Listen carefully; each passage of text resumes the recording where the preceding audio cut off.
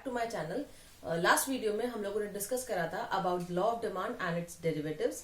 आज की वीडियो में हम लोग डिस्कस करेंगे reasons of demand, exceptions and many more topics. So let's start the video with a new topic. हम लोग सबसे पहले ये देखते हैं कि लॉ ऑफ डिमांड के रीजंस क्या क्या हो सकते हैं, या हम ये बोले कि किस वजह से लॉ ऑफ डिमांड जो है वो एप्लीकेबल होता है। सबसे पहला उसमें आता है आपका law of diminishing marginal utility. As the name is diminishing marginal utility. मैंने इससे पहले वाले वीडियो में भी आप लोगों को बताया था कि मार्जिनल का मतलब होता है पर यूनिट और यूटिलिटी का मतलब होता है वर्थ ऑफ अ कमोडिटी। कोई चीज आपके लिए कितनी इंपॉर्टेंस रखती है ये उसकी यूटिलिटी साबित करती है, राइट नाउ। तो इस तरीके से डिमिनिशिंग मार्जिनल यूटिलिटी का जो कॉन्सेप्ट है वो क्या कहता है कि जब किसी भी कमोडिटी का कंजम्पशन आप बढ़ाते जाते हैं पर यूनिट बेसिस पर, तो मिलने वाला सेटिस्फेक्शन हर यूनिट पर क्या हो जाएगा, धीरे धीरे कम होने लगता है। और लॉ ऑफ डिमांड क्या कहता है कि अगर प्राइसेस बढ़ती है तो डिमांड क्या हो जाती है, कम होती है। हम कैसे इसको कोरिलेट करेंगे? See diminishing marginal utility says if you consume more and more commodities of a particular commodity or units of a commodity, then the satisfaction which we are deriving from each unit it start decreasing। किस level पर आता जाएगा? मान लीजिए decrease होता जा रहा है, तो वो एक लेवल ऐसा आएगा जहां पर उसकी सेटिस्फेक्शन, उसकी प्राइस और उसकी डिमांड तीनों क्या हो जाएंगी, बराबर हो जाएंगी। ये है आपका law of diminishing marginal utility. उसके बाद एक होता है इनकम इफेक्ट। मैंने आपको पहले भी बताया था, इनकम इफेक्ट कमोडिटीज के टाइप पे डिपेंड करता है। If you are using normal commodities और इंफीरियर, दो टाइप की कमोडिटीज तो ये होती है। तो उसमें बेसिकली क्या होता है, नॉर्मल कमोडिटीज वो होती हैं जो हम लोग यूज करते हैं, ठीक है। If the income of the consumer increases तो वो ज्यादा से ज्यादा नॉर्मल कमोडिटीज परचेज करेगा, या मान लीजिए वो इंफीरियर परचेज कर रहा है तो वो स्विच करेगा नॉर्मल पर, तो उससे भी डिमांड क्या हो जाती है, बढ़ जाती है। Then it come substitution effect. Substitution effect is based on substitution goods, कि अगर मान लीजिए गुड्स जो है वो एक दूसरे को रिप्लेस करने वाले होते हैं, तो एक की प्राइस अगर बढ़ती है तो उसके सब्स्टिट्यूट कमोडिटी की डिमांड क्या हो जाएगी, बढ़ जाएगी। इस तरीके से चीजें जो है वो रिलेट करने लग जाती है। देन इट कम्स कि आप किस तरीके से चीजों को रिलेट करेंगे। टेस्ट एंड प्रेफरेंस आ जाता है, नंबर ऑफ यूजेस आ जाता है, कि अगर किसी कमोडिटी के यूजेस कम है तो उसके प्राइस बढ़ने और उसके प्राइस कम होने पर कोई भी इफेक्ट नहीं होता है। ये तो बेसिकली हो गए reasons for law of demand. Now the next thing which comes which is very important, जो बोर्ड एग्जाम्स में भी पूछी जाती है ईदर इन 3 मार्क्स और इन 4 marks, that is exceptions of law of demand. कुछ चीजें ऐसी हैं जो कि लॉ ऑफ डिमांड को फॉलो नहीं करती है। Law of demand, if price increases demand decreases. Exception क्या बोलता है कि अगर प्राइस बढ़ती है तो भी इन कमोडिटीज की डिमांड कम नहीं होती है। कौन कौन सी चीजें हैं? फर्स्ट है आपका गिवन गुड्स। सी मैंने आप लोगों को पहले भी बताया था, substitute goods, complementary goods, normal goods and inferior goods. एक होता है low quality product. Low quality में भी जो सुपर लो क्वालिटी होता है दैट इज गिवन गुड्स। तो गिवन गुड्स की प्राइसेस चाहे कितनी भी बढ़ जाए, इनकी डिमांड में कोई भी इफेक्ट नहीं आता है। क्योंकि मान लीजिए अगर इनकी प्राइस कम होती है तो हम ये सोचें कि डिमांड जो है वो बढ़ जाएगी, वो नहीं बढ़ती है। कोई इंसान लो क्वालिटी प्रोडक्ट इसलिए यूज नहीं करेगा, मान लीजिए अगर इनकम बढ़ती है तो वो अच्छी क्वालिटी पर स्विच करेगा instead of using low quality. Then it comes status symbol goods. As the name है स्टेटस सिंबल, वो चीजें जो आपका स्टेटस रिप्रेजेंट करती हैं, वो जितनी ज्यादा महंगी होंगी उतना ज्यादा ही उनका डिमांड होता है। फॉर एग्जाम्पल हम लोगों ने कई सारी मूवीज में देखा है, लोग शो ऑफ करने के लिए हमने इटली से ये पेंटिंग मंगवाई है, ये जो कारपेट है वो वहां का है, ये जो स्कल्पचर्स है वो वहां के है, या मान लीजिए और भी कई सारी ऐसी चीजें जो उनके घर में दूसरी कंट्री से, दूसरी जगह से मंगाई गई हैं। हम उनका शो ऑफ क्यों करते हैं? वो इतने लाख का है, ये इतने हजार का है। जितना ज्यादा महंगा उतनी ज्यादा शो ऑफ, उतनी ज्यादा आपकी रेप्यूटेशन, उतनी ज्यादा ही उसकी डिमांड। तो स्टेटस सिंबल गुड्स जो है वो कभी भी डिमांड को फॉलो नहीं करते हैं, क्योंकि वो महंगे होंगे तो ही बिकेंगे। Then it comes fear of shortage. इसके पहले वाले वीडियो में और उसके पहले वाले वीडियो में भी मैंने आप लोगों को बताया था, एक सिंपल सा कॉन्सेप्ट है। If we get to know कि आने वाले टाइम में किसी कमोडिटी की प्राइस बढ़ जाएगी, तो हम क्या सोचते हैं कि आने वाले वक्त में भी बढ़ रही है। हमें क्या करना चाहिए, प्रेजेंट में मान लीजिए आज भी अगर वो चीज महंगी है और आने वाले वक्त में और महंगी हो जाएगी। से सपोज गोल्ड ले लीजिए, because gold is the best example. वो एक तरह का असेट है लोगों के लिए, right. If you are investing in gold that means you are increasing your asset value.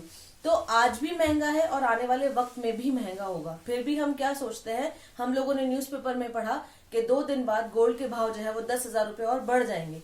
तो अगर मान लीजिए हमको खरीदना है तो हम क्या सोचते हैं, why we can not buy today only. क्यों? क्योंकि आज खरीदोगे तो आने वाले वक्त की प्राइस से हम बच जाएंगे। तो ये कॉन्सेप्ट कहता है तो न्यूज़पेपर में जब हम लोग देखते हैं कि मान लीजिए प्राइसेस बढ़ गई हैं, तो हम क्या करते हैं, उसको और ज्यादा से ज्यादा परचेज करते हैं। तो वहां पर लॉ ऑफ डिमांड जो है वो ब्रेक हो जाता है। Then it comes fashion related goods. Fashion related goods का बेसिकली मतलब वो चीजें जो फैशन को फॉलो करती हैं, या मान लीजिए हम जिस फैशन को फॉलो करते हैं, हम जिस सुपरस्टार को फॉलो करते हैं, जिस भी फिल्म स्टार को फॉलो करते हैं, जो ब्रांड वो लोग यूज करते हैं, वो चाहे कितना भी महंगा हो, हम उसे परचेज करते हैं बिकॉज हमारा अपना एक रोल मॉडल है। और उस रोल मॉडल को फॉलो करते हुए हम वो हर चीज खरीदते हैं जो चाहे महंगी होगी तो भी वी कैन परचेज। तो वहां पर भी लॉ ऑफ डिमांड जो है वो फुलफिल नहीं होता है। And the last thing is necessities of life. कुछ चीजें हमारी जिंदगी के लिए बहुत ज्यादा जरूरी होती है। जो चीजें जरूरी है फिर हम उन चीजों की प्राइस नहीं देखते। जैसे एक पेशेंट के लिए दवाइयों से ज्यादा कीमती कुछ भी नहीं हो सकता।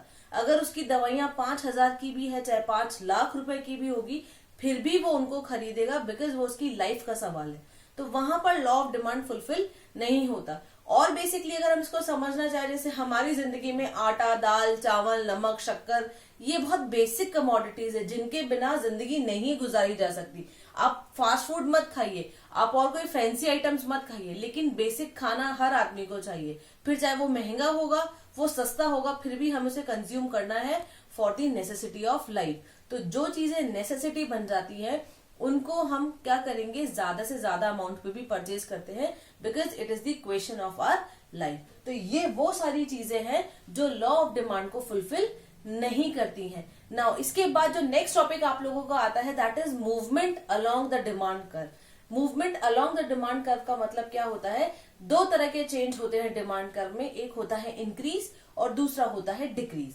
नाउ इंक्रीज और डिक्रीज तो हम सब जानते हैं, और लॉ ऑफ डिमांड में मैंने आप लोगों को पहले भी बताया था कि ये जो लॉ ऑफ डिमांड का कर्व बनता है वो डाउनवर्ड स्लोप होता है। डाउनवर्ड स्लोप इसलिए होता है क्योंकि कॉन्सेप्ट क्या बोलता है कि अगर एक चीज बढ़ती है तो दूसरी कम हो जाएगी, अगर ये चीज बढ़ेगी तो ये चीज कम हो जाएगी, और अगर ये कम होगी तो ये चीज बढ़ जाएगी। तो इस बेसिस पर जो कर्व है वो हमेशा डाउनवर्ड स्लोप बनता है। नाउ अब यहाँ पर आता है कि 2 तरह के चेंज होते हैं। चेंजेस क्या हो सकते हैं, एक होता है movement along the demand curve. ये जो कर्व हम लोगों ने बनाया है, इस कर्व के साथ साथ ही मान लीजिए अगर कोई चेंजेस होते हैं, से सपोज हम लोग यहाँ पर एक कर्व बनाते हैं, ठीक है। अब इसमें मैं आप लोगों को बोलूं कि movement along the demand curve है, तो वो क्या होगा आपका, एक होता है एक्सपेंशन और दूसरा होता है कॉन्ट्रैक्शन।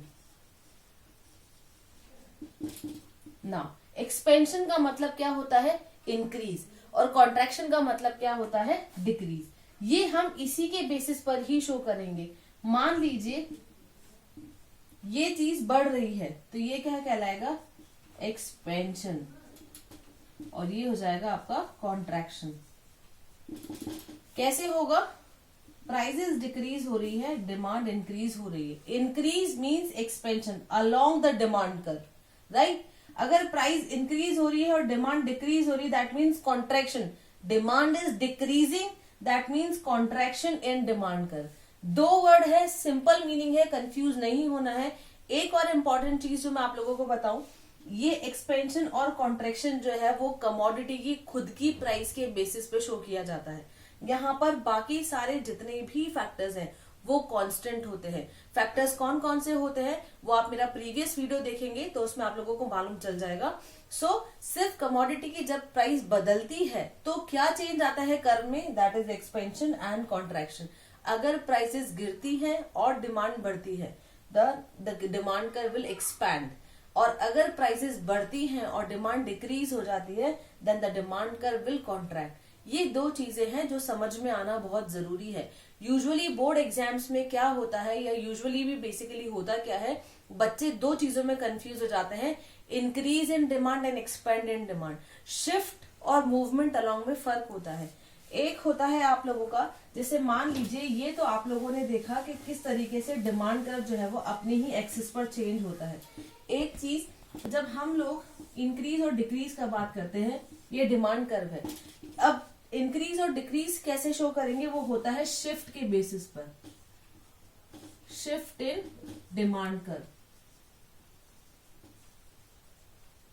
ठीक है, अब ये जो शिफ्ट है ये दो टाइप का होता है, एक होता है increase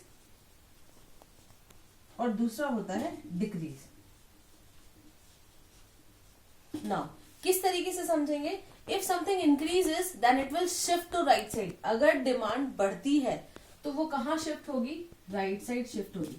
this is increase in demand.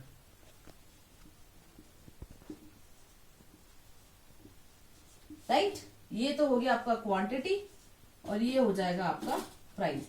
Same चीज हम यहां करके देखते हैं, ये क्वांटिटी और ये प्राइस। ठीक है, ये हो गया आपका डिमांड कर्व। यहां तो हमने देखा increase, this is D and this is D1 and D1।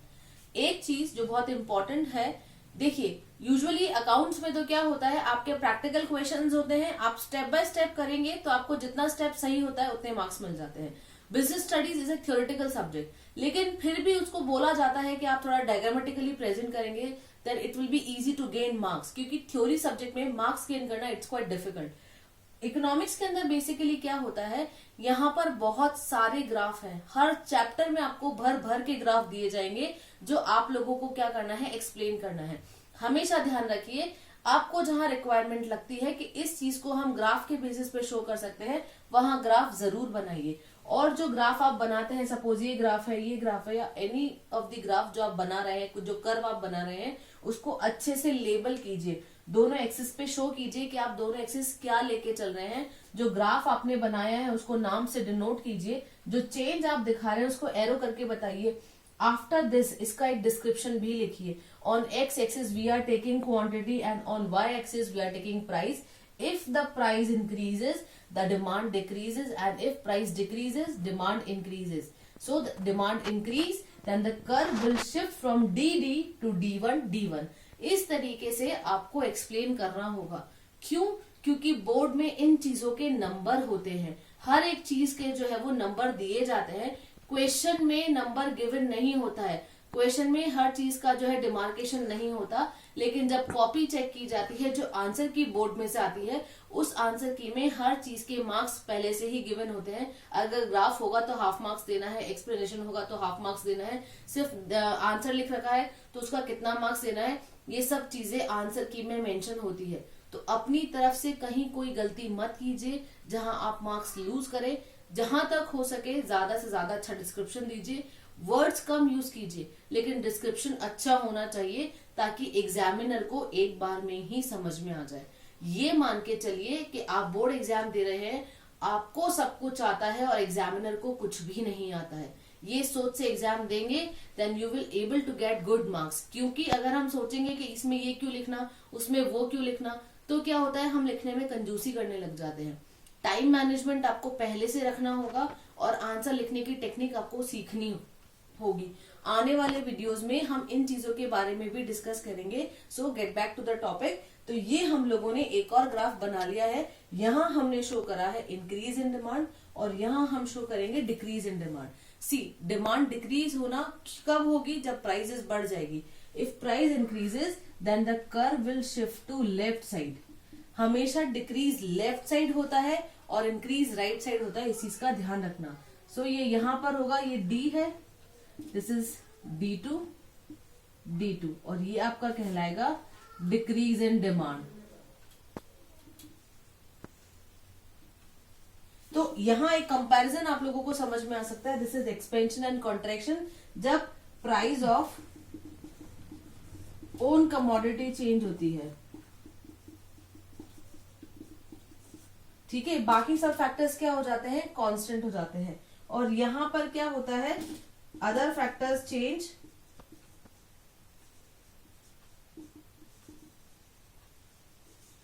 Price of own commodity यहाँ पर क्या रहती है, कांस्टेंट रहती है। दोनों ऑपोजिट है, वाइस वर्सा में भी आप समझ सकते हैं। यहाँ पर प्राइस चेंज होती है, बाकी फैक्टर्स कांस्टेंट, यहाँ फैक्टर्स चेंज होते हैं, प्राइस जो है वो कांस्टेंट होती है। So this is the thing जिसके बेसिस पर आपको समझ में आएगा reasons of law of demand, exceptions of law of demand. Then it comes आप लोगों का क्या आता है, movement along the demand curve जिसमें आपका एक्सपेंशन कॉन्ट्रैक्शन आता है। Then change in demand curve जिसमें आपका इंक्रीज और डिक्रीज आता है। इसके बेसिस पर आपको ये समझ में आएगा कि किस तरीके के ग्राफ होते हैं, कैसे उनको एक्सप्लेन किया जाता है और किस तरीके से चीजों को रिप्रेजेंट किया जाता है। इसके अलावा अगर आप में से किसी को कोई भी डाउट हो तो आप नीचे कमेंट बॉक्स में लिख सकते हैं, और अगर आपको वीडियो अच्छा लगता है तो प्लीज उसको लाइक कीजिए, शेयर कीजिए और सब्सक्राइब कीजिए। Thank you.